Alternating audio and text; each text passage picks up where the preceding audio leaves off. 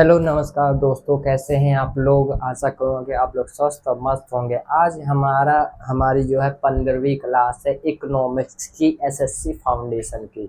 इसमें हम आज दूसरा चैप्टर स्टार्ट करने जा रहे हैं। पिछली 15 क्लासेस या 14 क्लासेस में हमने एक चैप्टर को ख़त्म किया था डिटेल के साथ। भले टाइम लग जाएगा चैप्टर को ख़त्म करने में, लेकिन मैं उसको डिटेल के साथ कंप्लीट करूँगा कि उस चैप्टर से एक भी क्वेश्चन न छूटे आपका। ठीक है, तो आज हमारा सेकंड चैप्टर है, कौन सा है, मुद्रा। तो आज हम पढ़ने वाले हैं मुद्रा को। चलो स्टार्ट करते हैं। ठीक है, सबसे पहली बात कि मुद्रा कहते किसे हैं। ठीक है, मुद्रा कहते किसे, तो मुद्रा वह है जो मुद्रा का काम करती है। क्या है मुद्रा? वह है जो मुद्रा का काम करती है। मुद्रा क्या है? मुद्रा वह है जो मुद्रा का काम करती है। मुद्रा का आखिरकार काम क्या होता है? तो मुद्रा के दो प्रकार से काम होते हैं। कौन कौन से काम होते हैं? आओ आइए देखते हैं कौन कौन से उसके फंक्शन या फिर काम होते हैं। ठीक है, इसके मुद्रा के कार्य की बात करें तो देखो, मुद्रा के मुद्रा के कार्य की बात करें तो पहला जो उसका कार्य होता है वो होता है प्राथमिक कार्यों। प्राथमिक कार्य होता है। ठीक है, पहला होता है प्राथमिक कार्य। प्राथमिक कार्य, ठीक है। अब दूसरे की बात करें तो दूसरा होता है, प्राथमिक कार्य हो गया, ये होता है द्वितीयक कार्य। द्वितीयक कार्य होता है। ठीक है, द्वितीयक कार्य। हाँ, प्राथमिक कार्य और द्वितीयक कार्य। अब बात करते हैं कि प्राथमिक कार्य में कौन कौन से आते हैं। सबसे पहले बताओ, मुद्रा का उपयोग किस तरह, किसके लिए तुम करते हो। सबसे पहले मुद्रा का उपयोग किसी वस्तु को खरीदने के लिए करते हैं। ठीक है, तो किसी वस्तु को खरीदने के लिए तो इसको अच्छे से क्या बोलेंगे, मुद्रा का नहीं, विनिमय करना। विनिमय करना, ठीक है, विनिमय करना ये होता है। ठीक है, क्या बोलेंगे अच्छे से इसको, विनिमय का माध्यम है। मुद्रा क्या है? पहले विनिमय का माध्यम है। विनिमय का माध्यम है। मुद्रा का कार्य पहला क्या है? विनिमय का माध्यम, मतलब कि किसी मुद्रा देकर किसी चीज को तुम खरीदते हो। ठीक है, दूसरा क्या है? खाते की इकाई है। खाते की इकाई है। खाते की इकाई है। खाते की इकाई क्या है? मुद्रा। खाते की इकाई याद रख लेना, खाते की इकाई क्या है? मुद्रा। और क्या है? मूल्य का मापदंड। मूल्य का मापदंड। मापदंड, ये है मुद्रा के प्राथमिक कार्य। कौन कौन से प्राथमिक कार्य हैं मुद्रा के? तो पहला विनिमय का माध्यम, मतलब कि किसी वस्तु को आदान, जैसे किसी पैसा देकर किसी वस्तु को खरीदना, ये होता है मुद्रा का कार्य। ठीक है, दूसरा खाते की इकाई है। खाते की इकाई, जब खाते में, खाता आप क्यों खुलवाएंगे? जब उसमें पैसा डालेंगे तभी उसमें खाता खोलने का आपका कुछ मतलब निकलेगा। तो खाते की इकाई है मुद्रा। मूल्य का मापदंड है। मूल्य का मापदंड है कि कितने रुपए हुए, ये सब चीज। ठीक है, अब बात करते हैं द्वितीयक कार्य क्या है। द्वितीयक कार्य में आता है मूल्य का भंडारण करना। क्या है? मूल्य का जब आप भंडारण करते हैं, मूल्य का भंडारण करना। ठीक है, जैसे आप बैंक में पैसा जोड़ते जाते हैं ना, मूल्य का भंडारण करते जाते, वही है। ठीक है, क्या है? पहला मूल्य का भंडारण करना। दूसरा है मूल्य का हस्तांतरण करना। मूल्य का हस्तांतरण करना। दूसरा क्या है? मूल्य का हस्तांतरण करना। ठीक है, और तीसरा क्या है? भविष्य के लिए लेन देन। लेन देन, भविष्य के लिए लेन देन, जैसे कि आप पैसा जोड़ के रखते हो कि बाद में बेटी की शादी के काम में आएंगे, तो वही होता है भविष्य के लिए लेन देन। ठीक है, भविष्य के लिए लेन देन वही होता है। ठीक है, अब बात करते हैं कि मुद्रा पता चल गया मुद्रा क्या है। मुद्रा वह है जो मुद्रा का काम करती है। मुद्रा के कितने प्रकार कौन कौन से कार्य होते हैं, तो मुद्रा के दो प्रकार से हम कार्यों को विभाजन कर सकते हैं। पहला उसका प्राथमिक कार्य, दूसरा द्वितीयक कार्य। ठीक है, प्राथमिक कार्य में क्या होता है, वो विनिमय का माध्यम होता है, खाते की इकाई होती है, ठीक है, और मूल्य का मापदंड होता है। और द्वितीयक कार्य में मूल्य का भंडारण करना, मूल्य का हस्तांतरण करना, भविष्य के लिए लेन देन, ये होता है। ठीक है, अब बात करते हैं भारतीय कागजी नोट कौन कौन से होते हैं। भारत के कागजी नोट कौन कौन से, देखो यहीं पर। ठीक है, भारतीय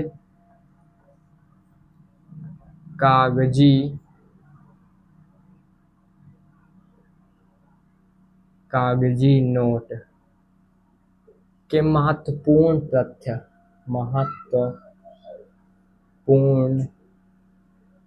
भारत के जो कागजी नोट हैं उनके महत्वपूर्ण तथ्य कौन कौन से, अब हम इसके बारे में बात करेंगे। ठीक है, देखो पहले बात करते हैं भारत के नोट कौन कौन से। देखो भारत के नोटों के बारे में बात करें तो भारत का नोट, पहले तो लिखेंगे नोट। ठीक है, भारत के नोट कौन कौन से, फिर उन नोट में जो है आकृति कौन सी बनी है, आकृति।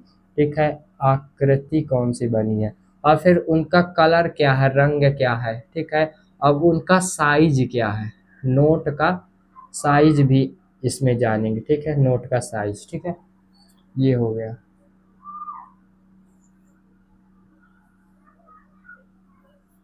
ठीक है, भारत में कौन कौन से नोट हैं, तो देखो भारत में 2000 का नोट चलता है पहले, सबसे बड़ा नोट कौन सा है, 2000 का। ठीक है, पहले चलता था। फिर आता है 500 का नोट, कौन सा है, 500 का। फिर है कि कौन सा नोट, फिर 200 का नोट है।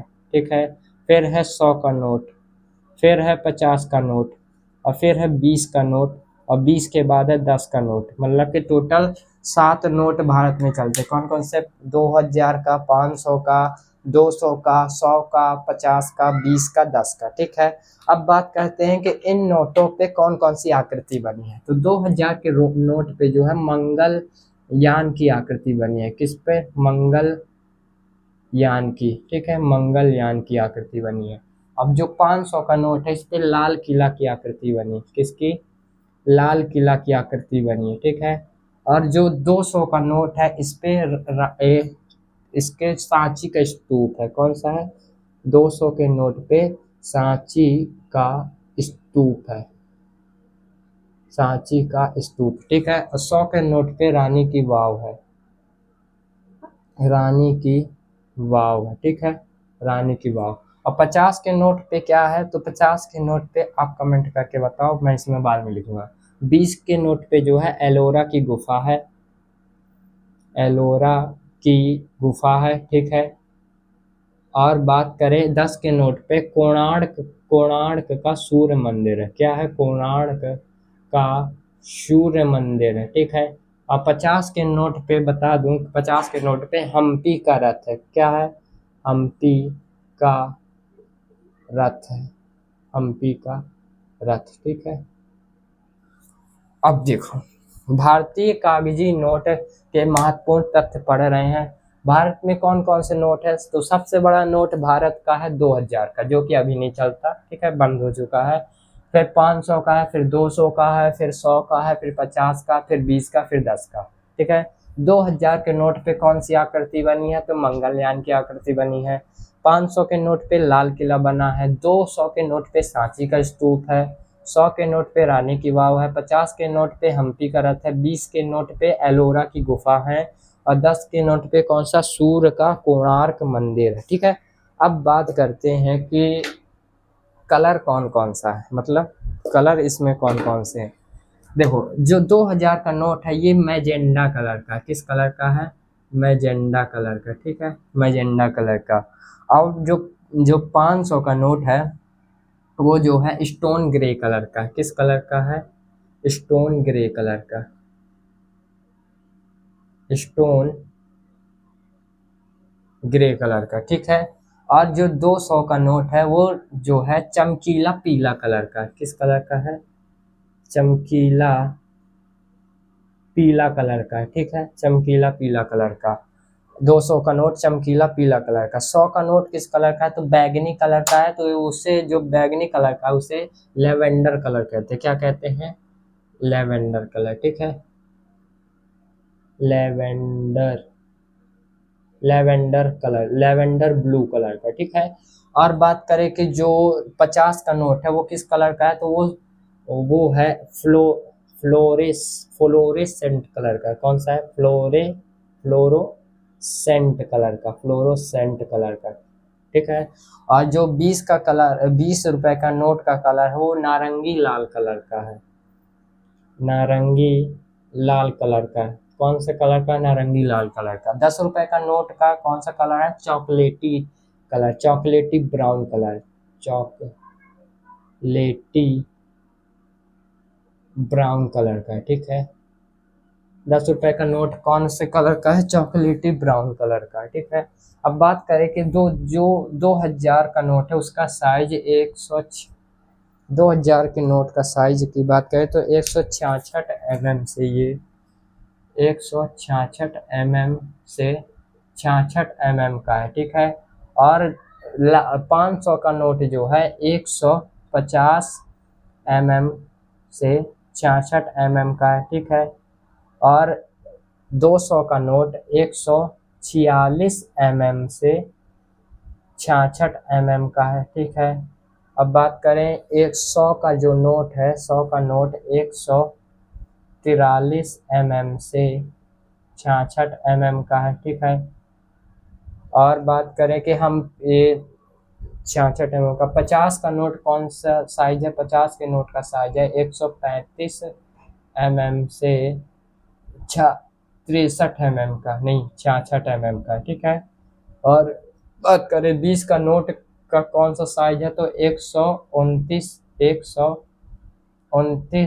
mm से 63 mm का है, 63 mm का, ठीक है। और बात करूं कि 10 का नोट जो है 123 mm से जो है 63 mm का है। ये हो गए नोट, उनके कलर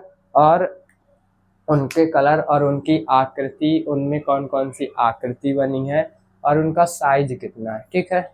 देखो एक बार हम शुरू से इसको करते हैं, ठीक है।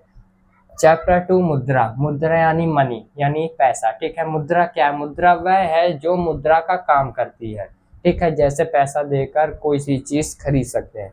प्राथमिक कार्य, प्राथमिक कार्य में इसका विनिमय का माध्यम है, मतलब पैसा देकर कोई भी चीज खरीद सकते हैं। खाते की इकाई है, खाते की इकाई क्या है? मुद्रा है, ये बात याद रखना, ठीक है। मूल्य का मापदंड है, मूल्य का मापदंड है, मूल्य मापते हैं मुद्रा से, ठीक है। द्वितीय कार्य की बात करें तो मूल्य का भंडारण करना, मूल्य का भंडारण करते हो तुम बैंक में, और मूल्य का हस्तांतरण करते हो, ठीक है, मतलब निकालते हो फिर बाद में किसी और को देते हो, चीज सामान खरीदते हो, तो मूल्य का हस्तांतरण होता है, ठीक है। भविष्य के लिए लेन देन, भविष्य के लिए जो पैसा तुम जोड़ते हो, भविष्य के लिए पैसा जोड़ते हो ना कि भविष्य में मेरे काम आएगा, उसी को क्या कहते हैं? भविष्य में लेन देन, ठीक है, उसी को कहते हैं भविष्य में लेन देन। अब बात करते हैं भारतीय कागजी नोट के महत्वपूर्ण तथ्य। देखो भारत पे कितने नोट चलते हैं अभी, मतलब कि पहले अभी जो है 5 चलते हैं मेरे हिसाब से, ठीक है। देखो भारत का पहला नोट है जो सबसे बड़ा था 2000 का नोट है, ठीक है, शायद अभी नहीं चलता। 2000 का नोट है, ये मंगल, इस पे जो चित्र बना है, मंगलयान का चित्र बना है, इस पे जो कलर है मैजेंडा कलर है, ठीक है। इसका साइज 166 mm से 66 mm है।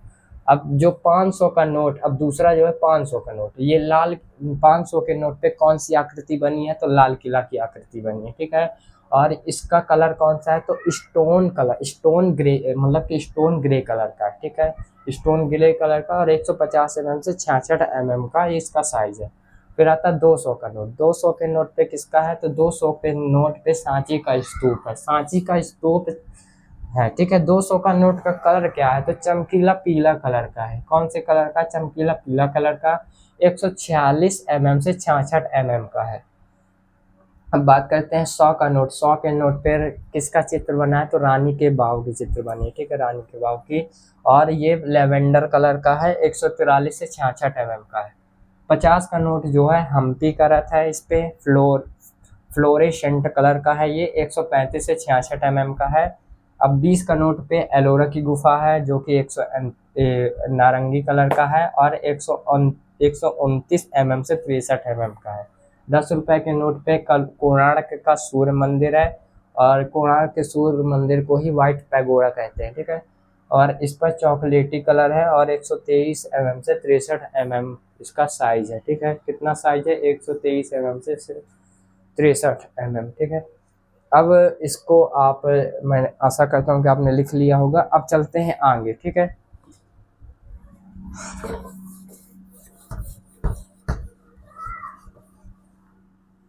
चैप्टर 2 मिटा है, कोई बात।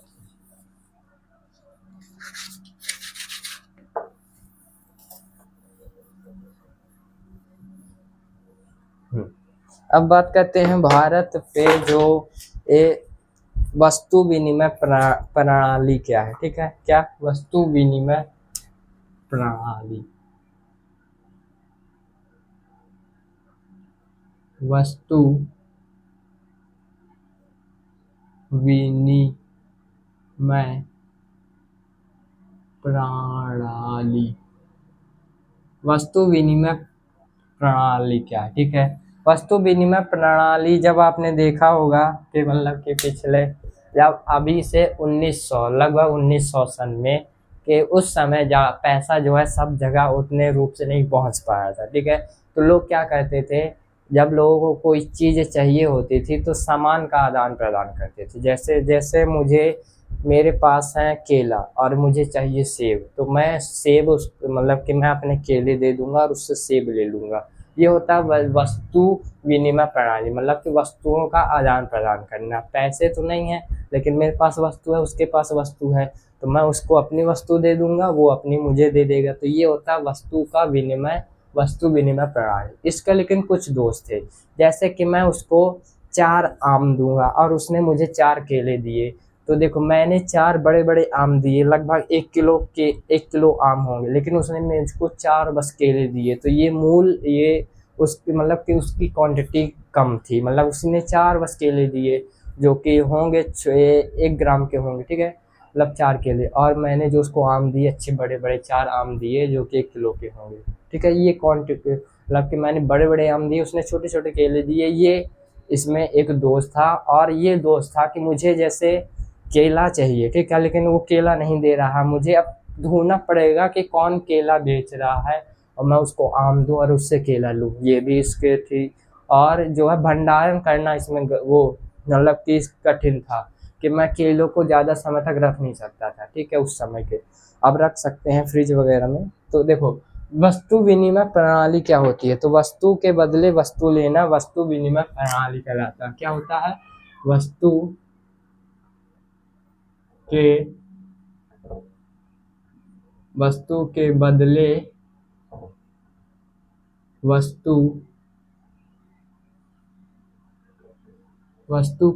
वस्तु लेना वस्तु विनिमय प्रणाली कहलाता है। जैसे जैसे के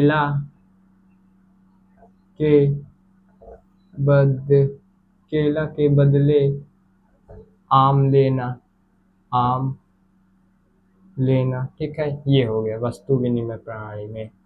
वस्तु के बदले वस्तु लेते हैं, और जैसे केला के बदले में आम लेना, ठीक है। और चावल के बदले में दाल लेना। किसी के पास चावल है, ठीक है, किसी के पास क्या है? चावल है, और मुझे दाल चाहिए, तो मैं उसको चावल दे दूंगा, वो मुझे दाल दे देगा, ठीक है। चावल के बदले में दाल लेना, कुछ भी लिख सकते हो, ठीक है। अब बात करते हैं इसके दोष के। वस्तु विनिमय प्रणाली के दोष क्या थे? जैसा कि मैंने अभी बताया कि वस्तु विनिमय प्रणाली ज्यादा दिन तक नहीं चली, इसके बहुत सारे दोष थे। वस्तु विनिमय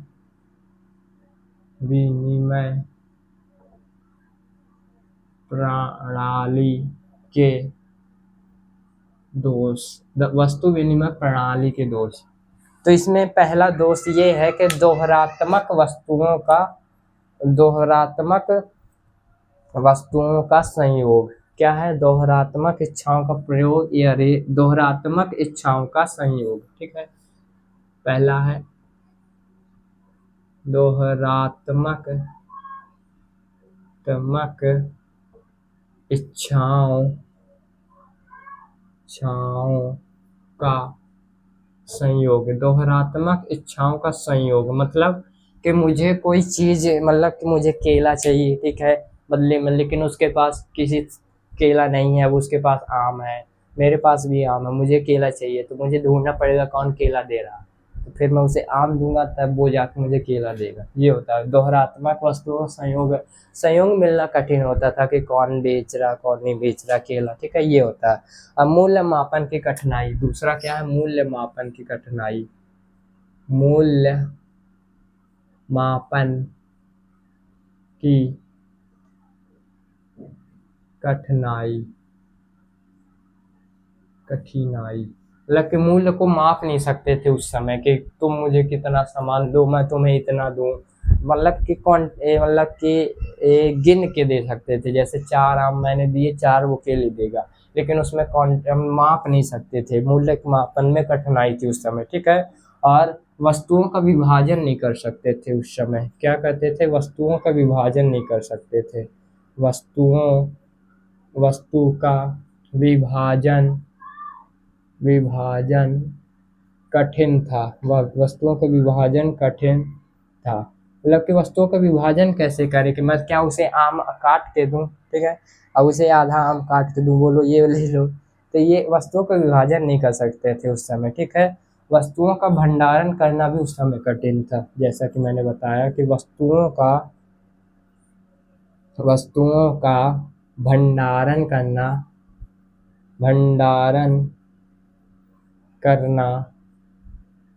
कठिन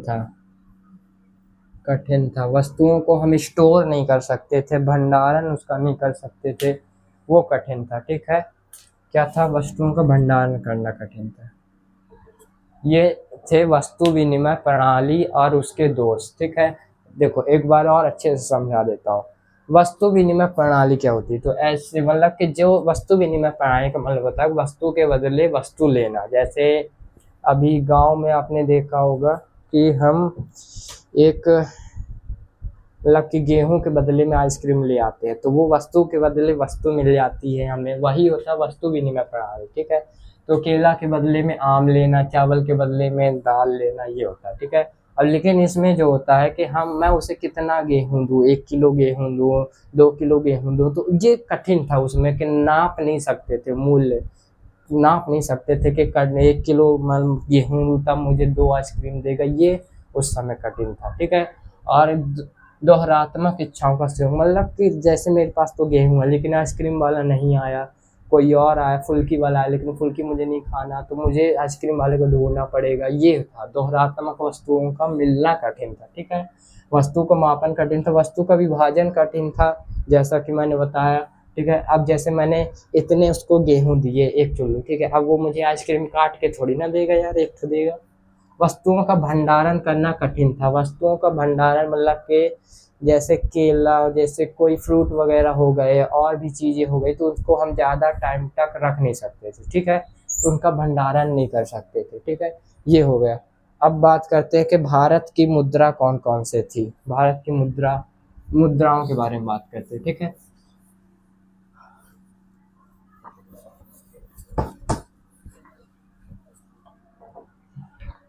भारत की मुद्रा या मुद्रा के प्रकार के बारे में सीधी सी बात। मुद्रा के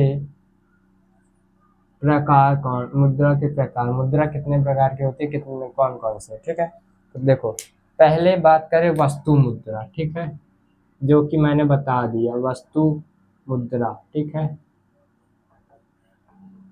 तो मतलब वस्तु के बदले में वस्तु लेना वस्तु मुद्रा कहलाती है। जब वस्तु मुद्रा के रूप में कार्य करती है, तो जब वस्तु मुद्रा के रूप में कार्य करती है। जैसे जैसे कि एग्जाम्पल ले लो, जैसे नमक के बदले में हल्दी लेना। नमक मेरे पास है, किसी और के पास हल्दी है, तो मैं नमक के बदले में क्या ले लूंगा? हल्दी। ठीक है, ये हो गई। नमक के बदले में हल्दी, ये कोई भी हो सकता है। ठीक है, अब बात करते हैं दूसरा है प्लास्टिक मुद्रा। प्लास्टिक मुद्रा कौन सी ऐसी है जो प्लास्टिक मुद्रा है? प्लास्टिक मुद्रा, ठीक है। अरे यार,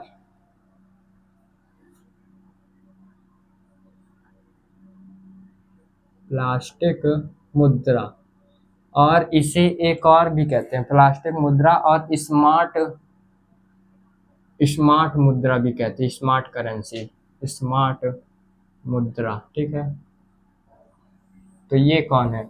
जैसे आपने डेबिट कार्ड देखा होगा और क्रेडिट कार्ड। ठीक है, डेबिट कार्ड हो गया आपका, और क्रेडिट कार्ड। डेबिट कार्ड और क्रेडिट कार्ड जो है आपके, ये होते हैं डेबिट कार्ड और क्रेडिट कार्ड जो होते हैं आपके होते हैं प्लास्टिक मुद्रा, प्लास्टिक के रूप में होते हैं ना, तो प्लास्टिक मुद्रा होती है। ठीक है, अब बात करते हैं डिजिटल मुद्रा कौन सी होती है। डिजिटल मुद्रा, डिजिटल मुद्रा वैस जो मुद्रा फोन के रूप में हो।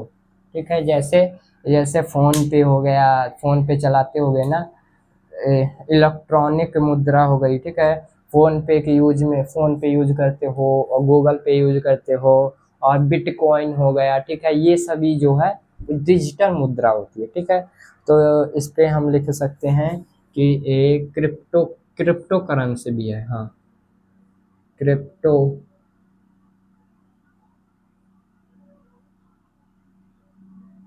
क्रिप्टो करेंसी होगी। ठीक है, और जो है बिटकॉइन, बिटकॉइन हो गया। ठीक है, और जो हो गया online payment, line online payment हो गया। ठीक है, ये फोन पे हो गया,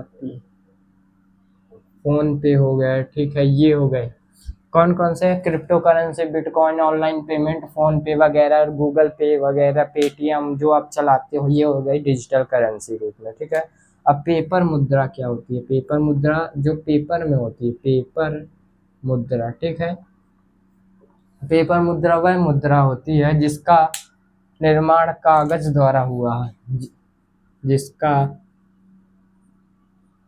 निर्माण किसके द्वारा हुआ है? कागज द्वारा, कागज द्वारा। तो इसमें क्या लिख लेंगे उदाहरण के रूप में? तो इसमें लिख लेना, एक इसमें एग्जाम्पल के रूप में लिख लेना कि भारतीय कागजी नोट। क्या लिखना है? भारतीय कागजी नोट, भारतीय कागजी नोट। ठीक है, ये होती है मतलब कि पेपर मुद्रा। ठीक है, ठीक है। अब बात करते हैं धातु मुद्रा। धातु मुद्रा के बारे में सुना है? नहीं सुना तो अभी सुन लो।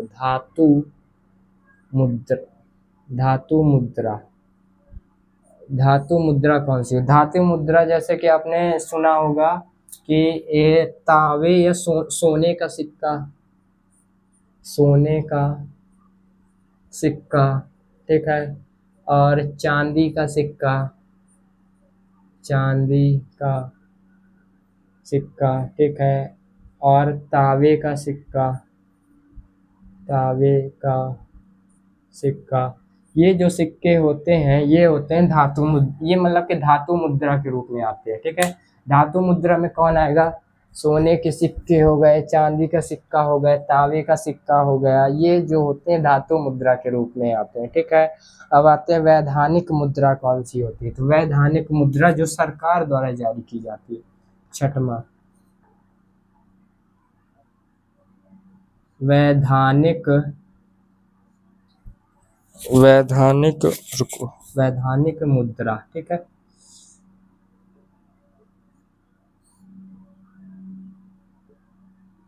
वैधानिक मुद्रा ये जो सरकार या केंद्रीय बैंक कानून बनाकर जो सरकार या केंद्रीय बैंक द्वारा कानूनी रूप से हो, कानून बनाकर दी गई हो, कानून बनाकर जारी की गई, कानून बनाकर जारी की गई हो। इसे लेने से कोई रोक नहीं, इसे लेने से कोई मना नहीं कर सकता, इसे लेने से मना नहीं कर सकते, इसे लेने से मना नहीं कर सकते। अब ये कौन सी मुद्रा है जिसे लेने से मना नहीं कर सकते? ये वैधानिक मुद्रा, ये जो है वैधानिक मुद्रा। कौन सी वैधानिक मुद्रा? मतलब जो सरकार या केंद्रीय बैंक कानून बनाकर जारी। जैसे अभी देखा होगा कि अभी जो नए नोट आए हैं, किसके नोट हैं? 100 रुपए का नया नोट है, ठीक है। तो 100 रुपए का नया नोट अब तुम फेक थोड़ी ना दोगे कि नहीं मुझे ये वाला नोट नहीं चाहिए, मुझे पुराना नोट चाहिए। नोट तो नोट है, उसका वैल्यू तो उतनी है, तो तुम फेंक नहीं सकते, क्योंकि वह सरकार या केंद्रीय बैंक द्वारा जारी है। उसी को कहते हैं वैधानिक मुद्रा। जो सरकार या बैंक जारी कर देता है कि ये नया नोट है, तो ये वैधानिक मुद्रा में आ जाते हैं, ठीक है। अब आता है दुर्लभ मुद्रा। जो दुर्लभ, जो आसानी से नहीं मिलती, आसानी से कौन सी मुद्रा जो आसानी से नहीं मिलती? तो वो एक ही मुद्रा है जो विदेश की मुद्रा होती है, ठीक है। इसे बोलते हैं दुर्लभ मुद्रा। कौन सी मुद्रा है? जो विदेशी मुद्रा को दुर्लभ मुद्रा, जिसकी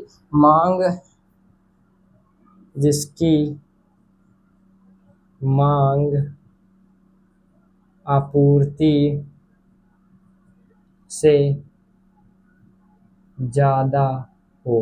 मतलब कि जो ज्यादा लोगों को चाहिए मुद्रा, लेकिन वो ज्यादा मुद्रा है ही नहीं भारत में, वही दुर्लभ मुद्रा कहलाती है। मतलब कि जो कई लोग हैं, 100 लोग हैं, 100 लोगों को मुद्रा चाहिए ये वाली, लेकिन वो मुद्रा 85 लोगों, मतलब कि 85 ठो है, ठीक है। तो वो दुर्लभ मुद्रा हो जाएगी कि ज्यादा लोगों को हम नहीं दे सकते वो मुद्रा, वो कम मुद्रा है, तो वो दुर्लभ मुद्रा हो जाएगी। जैसे जैसे कि लिख लो जैसे कि लिख लो एग्जाम्पल में दूसरे देश की मुद्रा डॉलर, ठीक है। डॉलर, अब डॉलर सबको चाहिए, ठीक है। भारत में सब लोग सोचते हैं कि मुझे डॉलर में इनकम मिले, डॉलर में सैलरी मिले, डॉलर मिले, ठीक। लेकिन डॉलर तो किसी और की मुद्रा, और भारत में आती भी है तो बहुत कम रूप में आती है, बहुत कम है, तो ये सबको नहीं मिल सकती, ये होती है दुर्लभ मुद्रा, ठीक है।